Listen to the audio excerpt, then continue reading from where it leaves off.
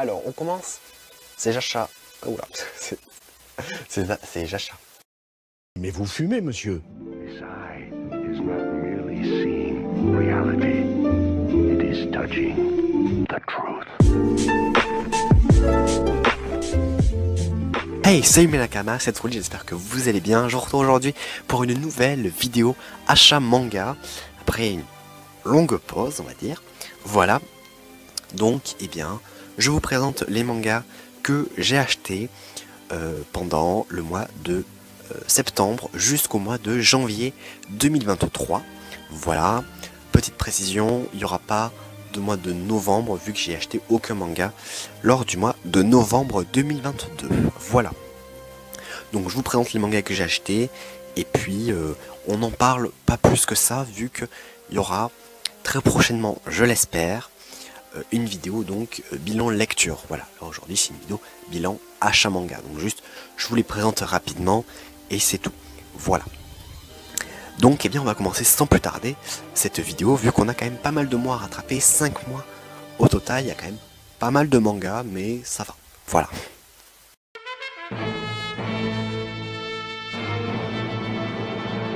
On commence les achats manga du mois de septembre avec le tome 102 de One Piece.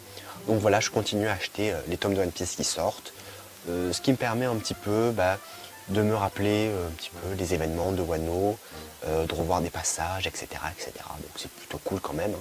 Voilà, malgré que du coup j'ai déjà lu les scans, c'est pour ça que je dis ça. Donc voilà, le tome 102 de One Piece.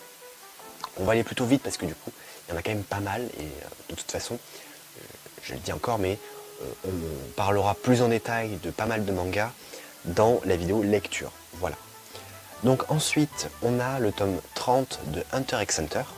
Alors, j'avoue que celui-là n'était pas vraiment prévu, mais je crois que je l'ai acheté parce que en fait, ce tome 30, c'est la fin de l'arc des fourmis chimères de Hunter x Hunter, qui, moi je l'avais vu en animé, et c'est certainement, en fait, c'est pas certainement, c'est le meilleur arc de Hunter x Hunter.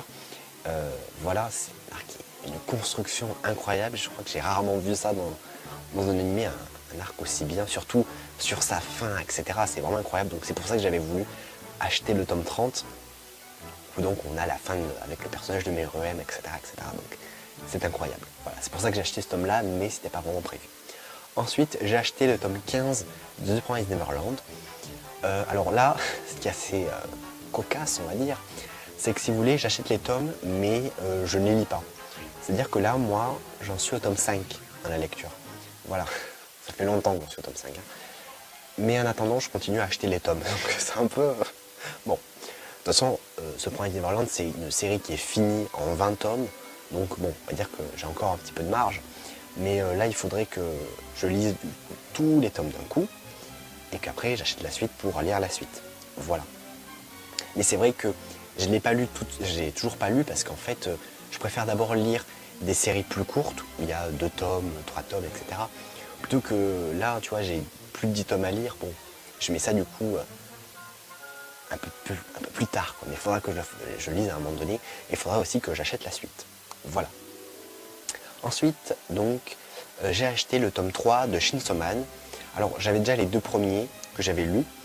Et c'est vrai qu'avec la sortie de l'animé qui sortait, je le rappelle, petit retour en arrière, en octobre 2022, j'avais donc acheté le tome 3, voilà, pour dire comme ça au moins, mais je ne l'avais pas lu, j'avais attendu un petit peu l'animé, voilà. Donc le tome 3 de Chainsaw Man, que j'avais acheté pour l'animé. Et j'avais pas tout de suite acheté la suite parce que, on va dire, je savais pas trop jusqu'où ça allait aller, etc. Mais bon, le tome 3 de Chainsaw Man. Ensuite, j'ai acheté le tome 9, 10, 11 et 12 de Death Note, ce qui m'a permis donc de compléter les tomes de Death Note. Donc j'ai toute la série complète des Death Note. Alors je voulais le faire parce que en soi, comme il n'y a pas énormément de tomes, il y a 13 tomes en tout, voilà. Donc je voulais un petit peu la compléter, comme ça au moins c'est fait. Voilà, donc j'ai acheté le tome 9, 10, 11, 12, voilà.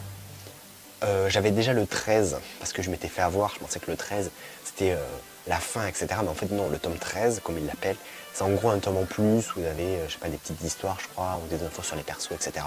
Voilà, la fin c'est le tome 12 en fait.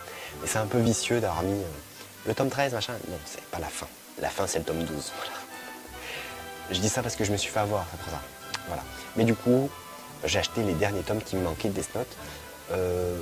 J'avoue que pour le moment, j'ai toujours pas relu Death Note. Moi, j'avais lu peut-être les 2 premiers tomes, et après, j'ai regardé l'anime. Mais peut-être que bien plus tard, je relirai Death Note. Mais c'est vrai que Death Note, il y a beaucoup de choses à lire. Des fois, même, il y a plus de choses à lire que de dessins. Enfin bref, c'est un peu, voilà. Mais bon, c'est Death Note, et il faut dire quand même que ça reste incroyable. Voilà. Donc Death Note, tome 9, tome 10, tome 11 et tome 12. Ensuite, j'ai acheté le tome 2 de Avatar, le dernier maître de l'air, en comics. Voilà.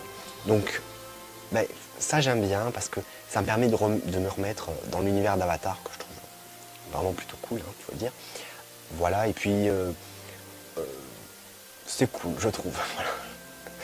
Se remettre dans l'univers, revoir les persos, etc., revivre des aventures. Voilà. Donc le tome 2 de Avatar, le dernier maître de l'air, en comics. Voilà.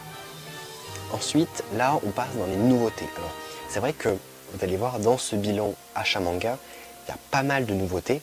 Et en l'occurrence, pardon, ça commence à un petit peu dérailler. Pour le mois de septembre, on a donc le tome 1 de Sakamoto Day. Voilà. Alors la plupart des mangas, c'est que je les ai vus passer ou j'avais envie de les acheter parce que j'avais lu peut-être un résumé, etc. Donc on a le tome 1 de Sakamoto Day, le tome 1 de Bloody Cruise, le tome 1 de The Witch and the Beast. Alors pour celui-là, je me rappelle, c'est plus la couverture qui m'a donné envie d'acheter le premier manga, le premier tome, plutôt qu'en vrai l'extrait, le résumé en lui-même, parce qu'en fait j'avais vu les couvertures. Je me dis, ah, ça a l'air stylé et tout. Et en fait, après, j'ai lu le résumé, puis je me suis dit, pourquoi pas. Donc, j'ai acheté le premier. Après, le tome 1 de Solo Leveling. Voilà, bon, ça, bien sûr, j'en avais grandement entendu parler avant. Voilà. Et le tome 1 et 2 de Black Torch. Les deux étaient ensemble, donc c'était un tome acheté, un tome offert. Donc, voilà. J'ai acheté les 2 tomes de Black Torch. Voilà. Donc on a fini les achats manga du mois de septembre. Donc pour résumer, on a le tome 2, non, qu'est-ce que je dis? Ah là là, le tome 102 plutôt de One Piece, le tome 30 de Hunter x Hunter, le tome 15 de The Promised Neverland, le tome 3 de Chainsaw Man, le tome 9, 10, 11, 12 de Death Note, le tome 2 de Avatar, le tome 1 de Sakamoto Day, le tome 1 de Bloody Cruise, le tome 1 de The Witch and the Beast, le tome 1 de Solo Leveling et le tome 1 de Black Torch. Voilà, on passe maintenant au mois d'octobre.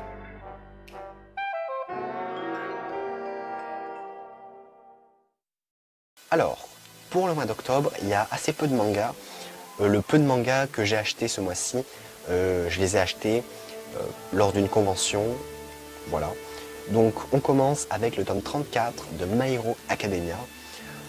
Il y a eu une petite hésitation à un moment donné, je me suis dit est-ce que je lis les scans ou pas? Et même une fois que j'avais fini le tome justement 34, je me dis ah est-ce que je lis les scans ou pas? Et en fait, c'est-à-dire que je prends tellement de plaisir à chaque fois à lire le tome qui sort, que je me dis qu'en vrai, je sais pas, je préfère acheter le manga, le lire, prendre vraiment du plaisir, plutôt que peut-être tout enchaîner, mais quand même, je sais pas. Bon. Surtout qu'en plus, comme il y a de l'attente, ça me fait vraiment... Il y a l'attente, donc c'est encore plus agréable de le lire, vu que je l'attendais, etc. En l'occurrence, pour le tome 35, il sort au mois d'avril, donc il va falloir attendre encore plus longtemps. Voilà, il sort pas tout de suite, hein. Mais bon, c'est pas grave, on va attendre. On n'a pas le choix de toute façon. Ou alors je lis les scans, mais bon, je sais pas trop. Donc voilà. Donc My Hero Academia, le tome 34. Ensuite, on a Keiju Number 8, le tome 5 et le tome 6. Donc ça, je me rappelle qu'en fait, avant d'acheter la suite, je m'étais dit « Oh, est-ce que j'achète la suite ou pas ?» Je savais pas trop. Bon, au final, j'ai acheté le tome 5 et 6. Mais j'avoue, je sais pas si je vais continuer. Alors, pas forcément parce que c'est pas bien ou quoi. Mais en partie parce que, eh bien, ils ont, je sais pas si vous le savez, mais Keiju Number 8, comme aussi de nombreux mangas, appartiennent à la maison d'édition Kazé, qui a été rachetée par Crunchyroll. Et donc, en fait, les tranches, si vous voulez, des mangas ont changé. Maintenant, il y a le logo Crunchyroll et tout. Et c'est vrai que ça change énormément par rapport à Kazé. Donc, ça veut dire que dans votre collection, vous allez avoir, en fait, là, les 6 premiers tomes de Keiju Number 8 qui seront en fait de Kazé. Et après, hop, tu passes au 7 et en fait c'est Crunchyroll. Donc ça fait vraiment une différence qui peut être un peu dérangeante, je sais pas. Mais du coup, je sais pas si je vais acheter la suite. Bon, je sais pas trop. Après, c'est un peu bête peut-être de se priver d'acheter des mangas juste pour ça, mais bon, quand même, ça en fait partie, quoi. Quand tu achètes des mangas, c'est aussi pour que ça aille bien dans ta mangatech, etc. Donc, bon. Bref, donc en tout cas, le tome 5 et le tome 6 de Kaiju No. 8. Ensuite, on repart dans des nouveautés avec le premier tome de Fire Punch et le premier tome de Dan Da Dan. Voilà. Donc comme j'ai dit, il n'y a pas eu d'achat manga au mois de novembre, donc on passe directement au mois de décembre.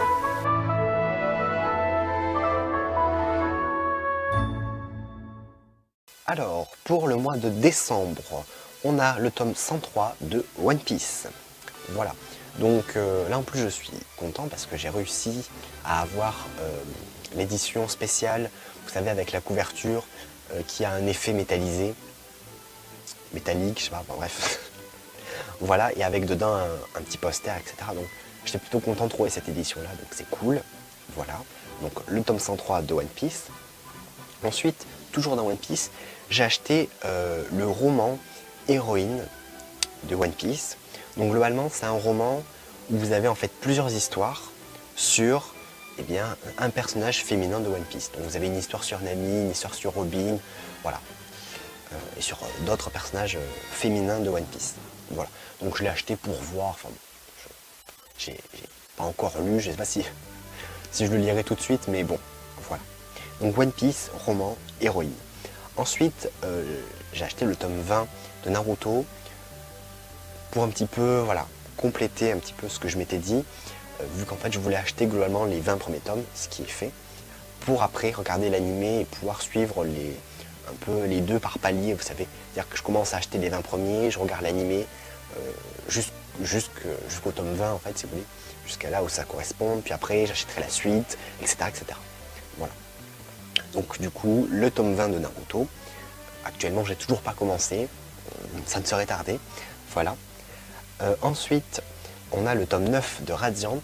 J'avoue que j'étais un petit peu dégoûté parce que j'aurais bien aimé en fait, acheter la suite, acheter le tome 10, le tome 11, etc. Sauf que ils n'y étaient pas. Donc du coup j'ai acheté juste le tome 9 parce que c'est vrai que quand j'avais fini de lire le tome 8, j'avoue que ça m'avait donné envie de lire la suite. Et bon, du coup j'ai que le tome 9. Mais bon. Donc Radiant, le tome 9. Ensuite, j'ai acheté le tome 3 et le tome 4 de Valkyrie Apocalypse, ce qui m'a permis donc de regarder globalement la fin de l'anime et suivre donc avec le manga. Voilà. Donc Valkyrie Apocalypse, tome 3 et 4. Ensuite, j'ai acheté le tome 3 de Avatar, le dernier maître de l'air en comics. Voilà, on y revient encore. Donc pareil que pour l'autre, hein, permet de revenir dans l'univers d'Avatar et en tout cas pour moi super cool. Voilà. Ensuite, là on revient, et si vous voulez, pour compléter une nouveauté. Donc on a le tome 2 de Masked Ship, le tome 2 du Bloody Cruise, hop, je tourne, le tome 2 de Sakamoto Day, le tome 2 de Dan Da Dan. Voilà. Donc globalement, je vous parlerai un petit peu de, alors peut-être pas de toutes ces séries-là, vu que peut-être que j'aurais pas lu, etc. Mais je vous parlerai d'une grande partie de ces nouveautés dans la vidéo lecture qui sortira. Voilà. Ensuite, donc là on a fini le mois de décembre. Donc pour résumer, on a donc le tome 103 de One Piece, le roman One Piece Héroïne, le tome 20 de Naruto, le tome 9 de Radiant, le tome 3 et le tome 4 de Valkyrie Apocalypse, le tome 3 de Avatar, le dernier maître de l'air en comics, le tome 2 de Masked Ship, le tome 2 de Bloody Cruise, le tome 2 de Sakamoto Day et le tome 2 de Dan Da Dan. Voilà. On passe maintenant au mois de janvier 2023.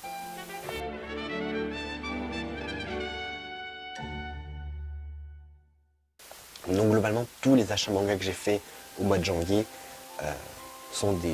En fait, je les ai fait début février. Voilà. Et en l'occurrence, ce tome-là, One Piece épisode A, tome 1, est sorti tout début février, donc j'ai pu l'acheter. Voilà. Bref, donc ça c'était la petite aparté. Mais du coup, qu'est-ce que c'est? Parce que ça, on va un petit peu en parler parce que c'est un petit peu particulier. Donc, vous le voyez, c'est pas du tout les dessins de Oda, c'est les dessins d'un autre mangaka qui s'appelle Boichi, qui est le dessinateur de Dr. Stone. Voilà. Et donc, il a en fait redessiné des passages de One Piece. En l'occurrence, dans ce tome-là, on retrouve le combat de Zoro contre Mihawk. Et on retrouve également, je crois, une partie du roman de Ace en manga. Voilà. Donc moi j'avais lu le premier tome du roman de Ace. Et là du coup on retrouve une partie de ce roman-là en manga dessiné par Boichi. Voilà. Et donc c'est vrai que c'est pas du tout, je vous mettrai quelques images, mais c'est pas du tout le même style que Oda. Boichi en fait il a un style bien plus, on va dire, beaucoup plus détaillé quoi. Même surtout au niveau des visages, etc. Et peut-être un peu plus réaliste. Je vous mettrai des comparatifs peut-être entre des persos, mais c'est intéressant parce qu'on voit les différents styles de dessinateurs avec en fait les mêmes personnages, donc c'est plutôt cool. Voilà, et puis ça avait fait un petit peu de bruit parce que forcément quand un autre mangaka dessine justement sur une œuvre qui n'est pas à lui, surtout en plus quand c'est One Piece, forcément ça fait un petit peu de bruit. Et du coup ils l'ont adapté en manga, voilà. Donc c'est plutôt cool. Voilà. Donc là en l'occurrence c'est le tome 1. Voilà. Le magazine Glénat. Voilà. Je pense que c'était offert parce que justement on voit qu'il y a un petit peu. Justement il parle de One Piece épisode A justement. Donc ça se trouve en fait t'achetais le tome, tu le donnais avec, je sais pas trop. Bref. Donc en tout cas le magazine Glénat. Dedans donc on retrouve toutes les sorties des mangas qui appartiennent à Glénat. Voilà. Puis on retrouve aussi des extraits de mangas. En l'occurrence, un qui m'intéresse, c'est le manga qui s'appelle Shujin X. Et donc dans ce magazine, on retrouve le premier chapitre. On trouve aussi le premier chapitre d'autres mangas, un petit peu moins connus sans doute. Mais j'avoue que Shujin X, je l'ai vu passer, puis j'avais un petit peu hésité à l'acheter, voir un petit peu. Là, je ne m'étais pas vraiment intéressé. Du coup, je ne l'avais pas acheté. Mais du coup, voilà, ça me permettra de lire le premier chapitre et de voir est-ce que j'achète vraiment le premier tome et la suite, etc. ou pas. Voilà. Donc, on a One Piece épisode A, tome 1, dessiné par Boichi, et un magazine Glénat. Voilà. Ensuite, là, on retourne encore sur compléter les nouveautés. Donc, on a le tome 3 de Masked Chip, voilà, et le tome 2 de Solo Leveling. Voilà. Et on va finir avec, là c'est la fin des achats manga du mois de janvier, donc la fin de tout ce bilan achat manga. On finit avec le tome 1 et 2 de Ta Copie. Moi personnellement je l'ai vu passer sur TikTok et après j'en avais entendu parler, etc. Apparemment c'est le manga qui a ému le Japon. Du coup je me suis dit pourquoi pas, allez. Donc j'ai acheté les 2 premiers tomes, même le coffret où il y avait les 2 premiers tomes. Et du coup avec il y a un petit one shot qui je crois n'a rien à voir avec l'histoire, mais c'est un autre one shot sur une autre histoire, etc. Voilà. Donc c'est plutôt cool. On verra est-ce que ça va m'émouvoir ou pas. On verra ça. Voilà, donc le tome 1 et 2 de Ta Copie. Voilà. Donc pour le mois de janvier, on a One Piece épisode A, tome 1, avec magazine de Glénat, le tome 3 de Masked Chip et le tome 2 de Solo Leveling. Et bien sûr, le tome 1 et 2 de Ta Copie. Voilà. Donc on a fini les achats manga du mois de janvier 2023, je précise. Voilà. Et on a fini cette vidéo bilan achat manga du mois de septembre 2022 au mois de janvier 2022. Donc voilà, j'espère que cette vidéo vous aura plu. Une nouvelle vidéo achat. Voilà. Donc comme d'habitude, eh bien, je vous invite à mettre un pouce bleu à cette vidéo, à vous abonner à la chaîne, activer la cloche. Dites-moi ce que vous en pensez dans les commentaires. Et puis, je vous invite à aller voir les autres vidéos achat manga, les autres vidéos lecture manga, les autres vidéos de la chaîne si ça vous intéresse. Et puis, moi je vous dis à la prochaine. Allez, salut!